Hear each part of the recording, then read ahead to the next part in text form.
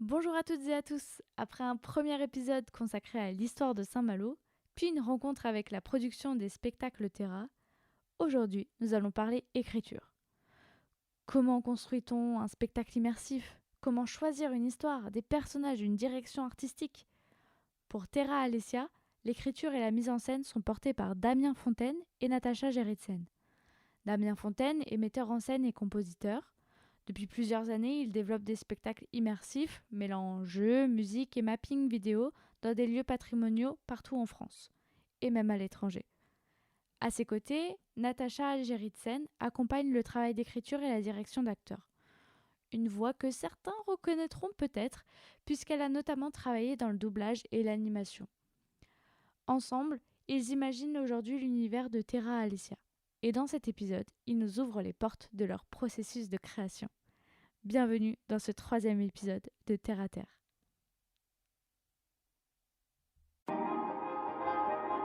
Terre à Terre, le podcast qui vous embarque dans les coulisses des spectacles Terra. Bonjour Natacha, bonjour Damien, je suis ravie de vous accueillir dans Terre à Terre. Alors, comme tous les interviewés que nous allons avoir sur ce podcast, je vais vous poser la question. Si je vous dis Saint-Malo, à quoi vous pensez? Est-ce que vous connaissez Saint-Malo? Saint-Malo, pour moi, ça évoque des souvenirs de destinations de vacances que j'ai pas eues et que j'ai seulement maintenant parce que j'ai eu l'occasion enfin d'y venir. Mais c'est une terre qui, gamin, me faisait envie de vacances. Et j'y étais jamais venu jusqu'à très peu. Eh bien, moi, c'est la mer, c'est les bateaux, ce sont les corsaires, évidemment. C'est cette ville fortifiée, enfin cette partie fortifiée, des souvenirs d'enfance, et puis des souvenirs plus récents, puisque j'habite pas très loin. Donc je le rappelle, le principe d'aujourd'hui, c'est vraiment de discuter d'écriture. Et donc commençons par le commencement. Quelle est la première étape avant même de commencer l'écriture? Comment ça se passe pour vous? Est-ce que vous vous réunissez? Est-ce que c'est plus un échange vite fait? Ou alors vous réfléchissez chacun de votre côté? Comment ça se passe de votre côté? Alors, au départ, il y a déjà, eu égard au choix du lieu, le choix d'une forme de spectacle qui s'est imposé, à savoir de partir sur un spectacle qui allait faire la part belle à des figurants, et en l'occurrence une histoire qui allait donc intégrer pas mal de personnages. Ensuite, il y a le fait que ce spectacle va se dérouler en été, en période estivale, au cours de laquelle on va avoir à la fois affaire à un public de touristes, mais aussi des gens qui habitent à Saint-Malo. Donc on s'est concerté en se disant, in fine, il faut que ce spectacle s'adresse à toute cette population de gens qui connaissent et qui ne connaissent pas Saint-Malo, ce qui est quand même défi. oui, un exercice pas simple. Et en même temps, de par je dirais la forme qu'on a voulu lui donner, cette forme un peu chorale, c'est-à-dire avec beaucoup de personnages, de figurants intégrés, donc d'en faire un spectacle avec enfin, beaucoup d'intervenants, donc beaucoup de figures qu'on va rencontrer, et pour autant, il ne s'agissait pas d'en faire un documentaire sur Saint-Malo et d'en faire un spectacle dans lequel le public viendrait à se perdre. Donc avoir une figure centrale, très vite, la figure d'un corsaire s'est imposée. Alors, quand je dis d'un corsaire, il n'y avait pas encore le corsaire qui a été René Choisi. Duguay-Trouin, qui a été choisi dans un second temps, mais on s'est dit qu'il fallait quelque chose autour de cette terre de corsaire. René Duguay-Trouin s'est imposé parce qu'il correspondait peut-être mieux à certains messages qu'on voulait faire passer, et puis parce que il est peut-être un peu moins connoté que Surcouf aussi. Et à partir de là, de trouver finalement un argumentaire scénaristique et dramatique qui fasse écho à ce personnage et qui nous permette de voyager dans un univers onirique, poétique, magique, qui s'adresse à tout un chacun. Damien a pratiquement tout dit. Ne pas tomber ne pas tomber dans des travers qui soient vus, revus et corrigés, si j'ose dire, et à la fois raconter l'histoire d'un lieu sans être didactique, sans être trop historique, pouvoir toucher les plus jeunes et les plus vieux, ne pas choquer les malouins, enfin tout ça. L'idée, c'est que ce soit une histoire à part entière qui, en même temps, nous permette de voyager dans le temps, dans l'espace de Saint-Malo. Voilà, avec cet art supplémentaire qui est celui du mapping, qui est celui de Damien. Ok, je vois, mais du coup, comment vous avez fait pour arriver à cette décision de choisir un personnage assez central, qui est accompagné d'une petite fille, mais justement, pourquoi ce choix-là? Je vais coupler aussi ce choix des corsaires avec ce choix de l'époque, parce que c'est une époque assez éloignée de nous, environ 3 siècles d'écart, alors que sur les derniers spectacles, on est sur une époque un peu plus proche de nous. Qu'est-ce qui explique ce choix? Chaque écriture est un choix en soi. On aurait pu parler de Chateaubriand, on aurait pu parler de la course du Rhum. Même si ça, en son et lumière, je ne suis pas sûre que ce soit très intéressant, mais pourquoi pas. L'idée, pourquoi du Gué-Trouin? Damien l'a dit déjà un peu, il est beaucoup moins connu du public non malouin, parce qu'à Saint-Malo, c'est une star, du Gué-Trouin, mais il est moins connu du public estivant que Surcouf, d'une part. D'autre part, on a travaillé avec un historien qui a créé une comment on appelle ça, une encyclopédie de Saint-Malo qui s'appelle Gilles Foucron et qui m'a dit, moi au départ, qui nous a dit, je le trouve plutôt plus sympathique. Donc on est allé voir. À chaque fois, c'est un travail de recherche, que ce soit pour Damien ou pour moi. On s'imbibe et puis on discute en disant qu'est-ce que tu penses de ça, qu'est-ce que tu penses de ça, et c'est comme ça que ça évolue. C'est comme si on faisait une sauce et puis on met un peu de sel, un peu de poivre, un peu de machin, et au fur et à mesure on goûte la sauce et on se dit ah tiens ça c'est pas mal, et on se dit on peut pas faire un spectacle pour 3 personnages puisque effectivement il y a ces bénévoles qui sont là et qui sont extrêmement importants, et puis parce qu'on aime bien faire des spectacles qui est entre guillemets de la gueule, on peut dire ça, qui est une certaine ampleur, Ouais, voilà. un certain cachet. Et c'est vrai que le choix de cette époque, c'est finalement le choix de cette époque autour du Gué-Trouin, ça marque aussi la fin d'une certaine époque, j'ai envie de dire. C'est-à-dire que avant lui, on a tous ces grands explorateurs, Cartier et autres, qui ont fait aussi les grandes heures de Saint-Malo. Et puis après lui, on rentre dans une autre forme d'histoire. J'ai envie de dire l'époque de tous ces grands corsaires dont il a fait partie, et dont Saint-Malo a été un grand vivier, hein, énormément d'aventuriers, d'explorateurs et de corsaires qui sont nés, qui sont partis de Saint-Malo. Et donc, cette époque, je la trouvais, moi, particulièrement intéressante. Encore une fois, pour le type de public qu'on voulait capter. Moi-même, hein, je dois dire, je fais partie de ceux qui ont été les aficionados des Jack Sparrow et autres. Donc, je trouvais ça marrant. Non pas pour faire un spectacle de pirates, ce qui n'est pas le cas, puisqu'on est sur des corsaires. Et puisque je faisais le parallèle avec Jack Sparrow, ce René du Gué-Trouin, c'est un peu de Jack Sparrow, mais sans le côté ivrogne. C'est un peu de Cyrano. Oui, c'est finalement un peu de tous ces, mais même un peu de D'Artagnan quelque part. Donc un peu de tous ces personnages épiques et romanesques, mais dans un seul et même personnage. Et c'est ça qui est assez intéressant. Il a une vie et une histoire qui sont des vies et des histoires de romans. Donc on n'a pas eu trop à traficoter les choses pour aller raconter quelque chose qui soit séduisant, captivant pour le public et qui rende compte de ce qu'est une partie de l'histoire de Saint-Malo. Donc oui, on est un peu plus loin dans l'histoire que certains spectacles comme des Terra Alsacia ou d'autres spectacles qu'on a pu faire récemment, mais on est dans un imaginaire supplémentaire où justement on a presque des mondes à la Jules Verne, et on le verra dans le spectacle, où il y a une rencontre avec un monstre marin qui évoque une pieuvre comme celle de 20 milieux sous les mers.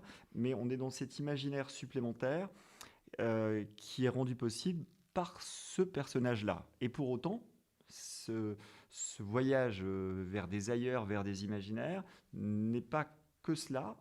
On a de très belles rencontres avec des personnages bien réels, propres à Saint-Malo, à d'autres époques. Et c'est aussi le propre de ce spectacle. C'est-à-dire que au point de départ, on a une petite fille d'aujourd'hui. Cette petite fille ouvre un livre magique qui lui fait d'abord apparaître René du Guestroin. Ce personnage, ce corsaire, lui est révélé alors qu'elle est en train de pleurer toute seule dans sa chambre. Et lorsqu'il se présente à elle de façon effectivement magique, il va l'inviter à le suivre à travers une sorte de nouvelle aventure, ou d'une de ses dernières aventures imaginaires. Et, et comme elle a ouvert un livre magique et qu'elle a révélé René du Guestroin, elle va finalement, à travers les pages qu'elle va feuilleter, nous amener vers d'autres époques. Des époques qui n'ont pas forcément été, bien sûr, ni la sienne en tant qu'enfant, ni celle de René du Guestroin, mais qui justement vont permettre d'effectuer finalement des rencontres improbables entre ces personnages réels, mais à des temporalités différentes. Ouais. Et il y a aussi cette petite fille qui est quand même le vecteur, enfin cette petite fille, cette préado pour moi, mais comme Damien a une fille de cet âge-là, il ne veut pas admettre que c'est une préado, mais c'est autre chose. Cette préado qui est un peu la représentante du public sur scène, en fait. Elle a la naïveté que nous, on pourrait avoir. Alors, elle n'est pas tout à fait aussi récente, elle elle a 10 ans en 76, mais quand même, c'est quelqu'un du XXe siècle. Donc c'est aussi, et ce qui entraîne parfois des situations cocasses, la fréquentation de deux personnages qui ne sont pas de la même époque, donc avec un langage, avec des choses un peu différentes. Donc il y a tout ça, voilà. Je rebondis du coup sur ce que tu as dit, Damien, vis-à-vis de ces imaginaires. C'est assez intéressant parce qu'en histoire, on étudie justement aussi ces imaginaires qui sont construits dans le grand public et qui s'enracinent. Et les pirates en font partie. Et donc, il y a beaucoup de gens qui vont associer les corsaires aux pirates, évidemment, même si ce ne sont pas les mêmes choses. Est-ce que c'est pas un risque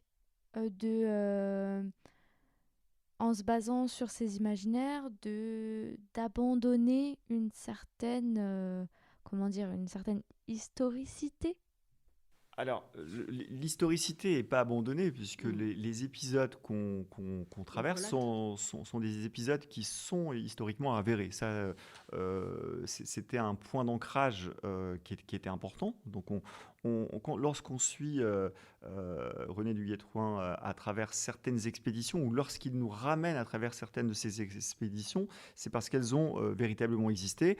Alors, certaines d'ailleurs nous ont été rapportées par des historiens de manière un petit peu embellie peut-être, puisqu'il s'est évadé d'Angleterre, soi-disant. Oui, mais il y a une part. Alors, il s'est évadé, mais je veux dire, il est revenu sur une toute petite embarcation. Il est arrivé jusqu'ici. En tout cas, il y avait un côté. Il y a un côté où parfois la légende se supplée à l'histoire, ou tout du moins les faits peuvent être quelque peu embellis.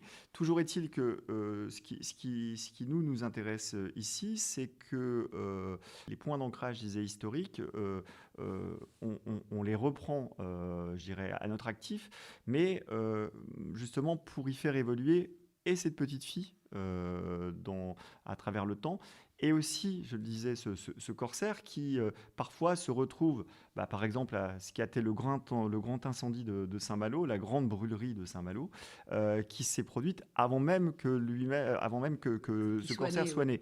Donc, il assiste à des événements qu'il n'a pas pu connaître, et bien évidemment encore après lui que la petite fille n'a pas pu connaître, mais ils les vivent et ils y participent entre guillemets, et ils vont aussi être des acteurs de quelque chose qui n'a pas été une chose qui était contemporaine à leur vie, quoi. Et alors, une fois que ces bases sont posées, que vous avez votre histoire à peu près dans la tête, etc., quelle est la prochaine étape? Comment ça se passe aussi? Est-ce qu'il y a des gens qui sont capables de vous dire oui, j'aimerais que tu rajoutes ça dans l'histoire ou j'aimerais que tu enlèves ça. Est-ce que vous êtes plutôt libre sur votre écriture ou est-ce qu'il y a des gens qui interviennent et qui ont un pouvoir décisionnaire sur l'écriture? On est déjà deux, donc deux déjà, c'est plusieurs idées, c'est plusieurs. On est tenu par les gens du lieu où on joue quand même. Une fois que c'est écrit, on leur donne et ils nous disent si ça correspond, parce que ça se joue quand même chez eux, donc c'est pas anodin.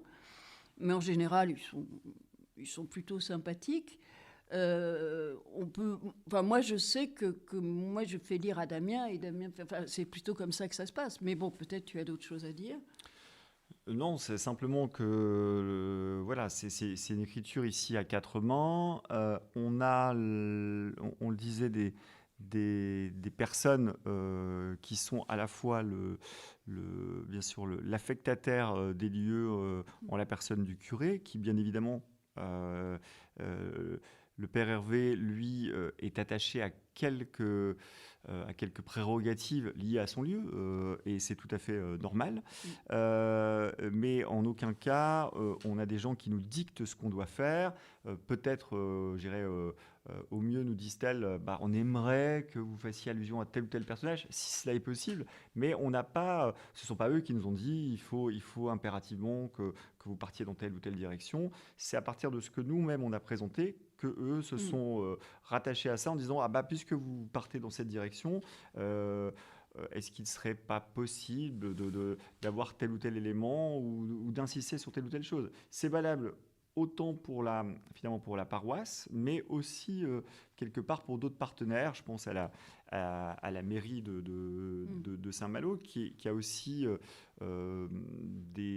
des intérêts, j'ai envie de dire, narratifs plutôt que d'autres. C'est-à-dire qu'effectivement, euh, ils sont plus enclins à ce qu'on raconte des choses qui fassent écho à ce qu'eux-mêmes ont comme feuille de route touristique et autres, que des choses qui seraient complètement aux antipodes de ce qu'ils font.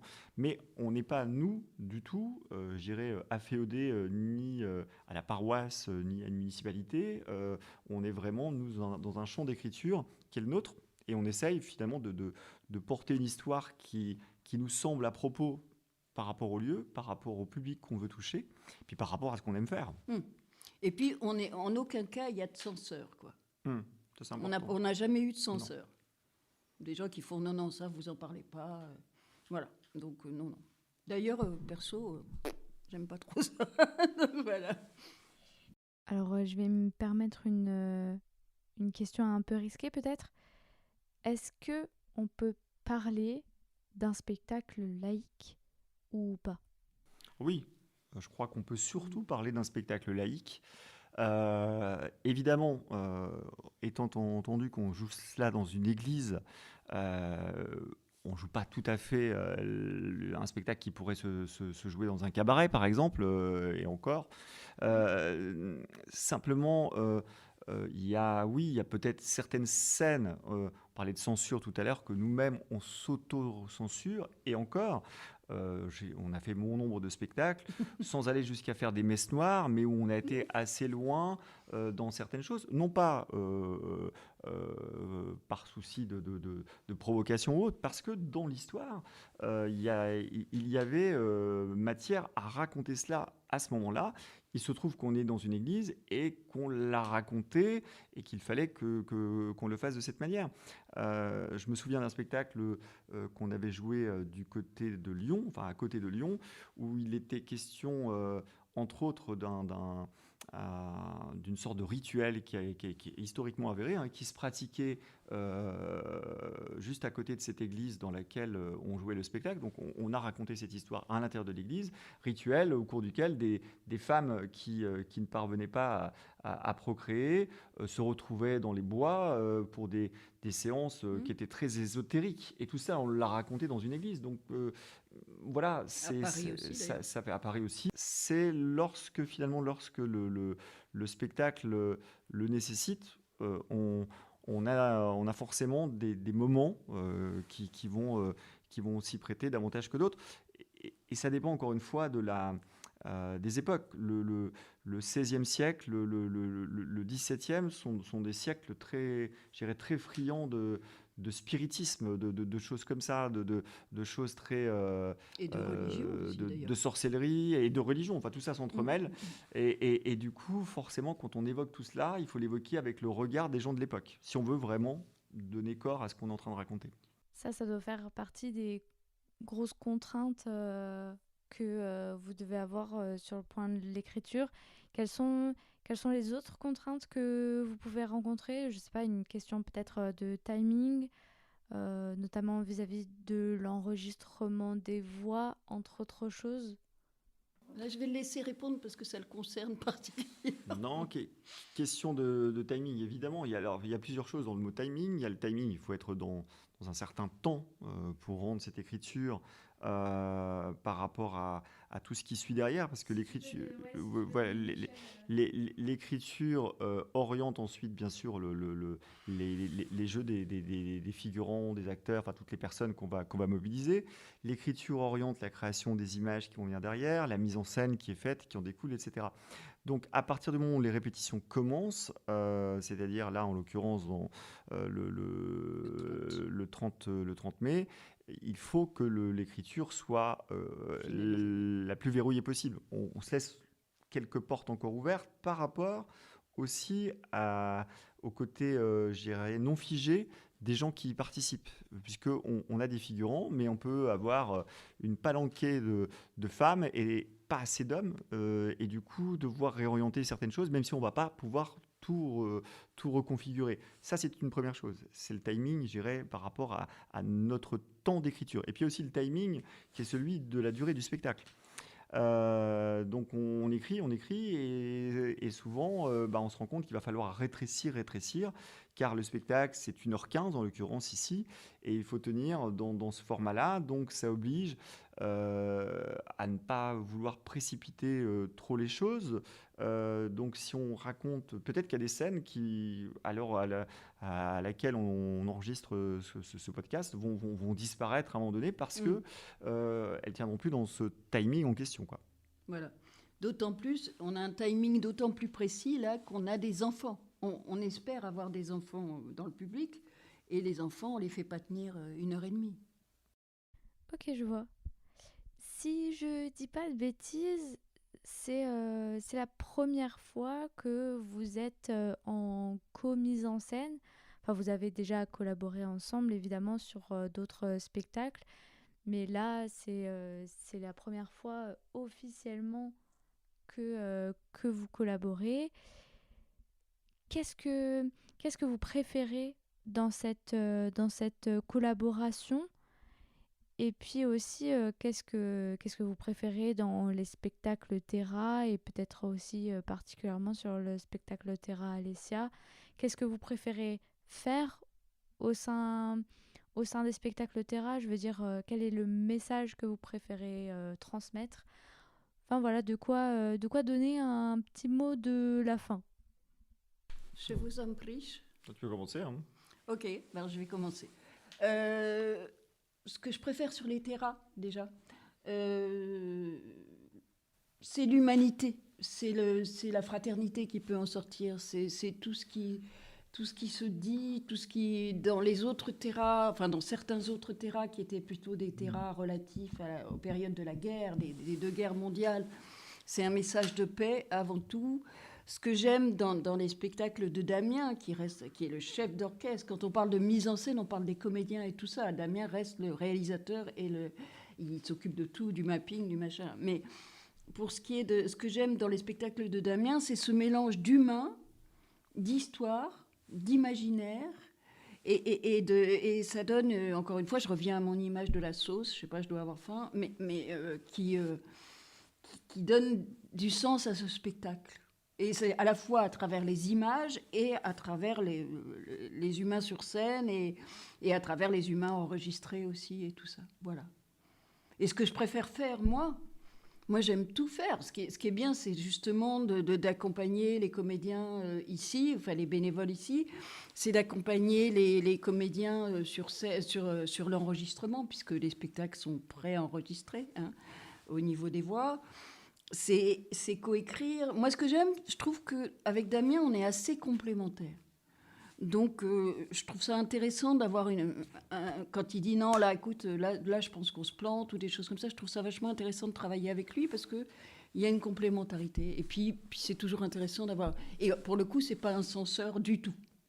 Donc, je suis tranquille. Ça reste son spectacle. C'est lui qui signe à la fin. Ouais, qu'est-ce que je peux rajouter que la partie évidemment intéressante, du moins humainement intéressante, comme l'a redit Natacha, c'est l'implication de toutes ces personnes, tous ces bénévoles qui sont sur scène, qui sont en coulisses, qui sont à la couture, qui sont dans plein de choses différentes, qui, pour la plupart du temps, ne se connaissent pas trop ou un peu, mais au départ du spectacle, et qui créent cette communauté au fur et à mesure qu'on voit grandir, qu'on voit...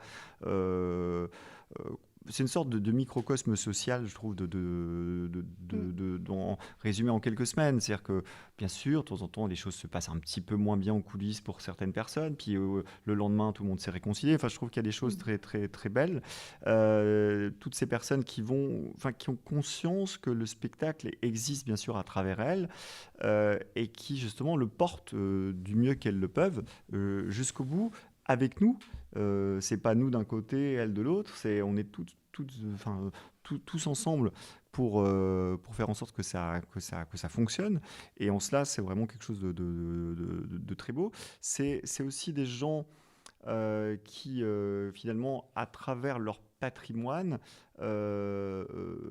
racontent leur histoire avec un grand H, à travers des histoires, celles qu'ils portent au gré de ce spectacle. Donc c'est aussi une forme, je dirais, différente de parler de son chez-soi et de son passé, un passé qui éclaire toujours le présent, enfin voilà, même si ça peut être des choses un peu entendues ce que je dis, mais il faut le rappeler.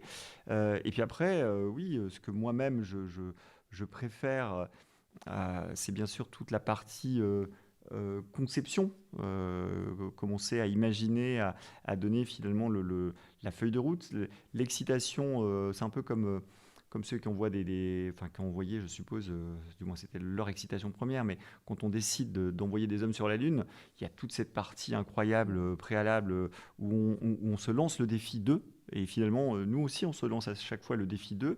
On sait qu'à la date, à l'instant T, quand Kennedy a dit avant la fin de la décennie des années 60, il faudra qu'un homme aille sur la Lune, il l'a envoyé en juillet 69, le timing commençait à devenir très serré, et puis il fallait l'envoyer, parce que c'était politiquement, c'était à ce moment-là qu'il fallait l'envoyer.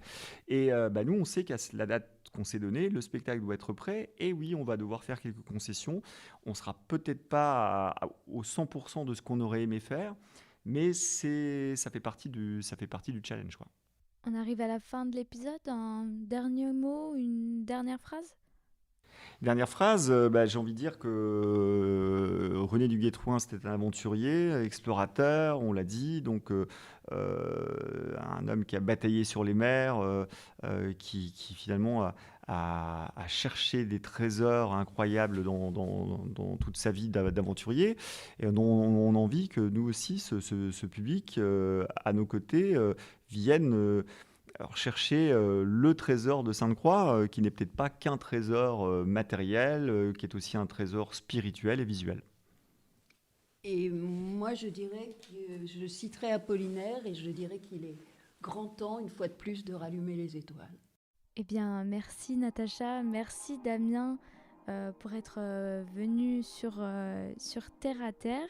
Et maintenant, je m'adresse à nos auditeurs, auditrices. Merci de nous suivre jusqu'ici. Surtout, n'hésitez pas à liker les épisodes, à noter le podcast, à vous abonner sur vos plateformes d'écoute préférées. Ça fait toujours plaisir. En tout cas, merci pour votre écoute et on se retrouve la semaine prochaine pour un nouvel épisode.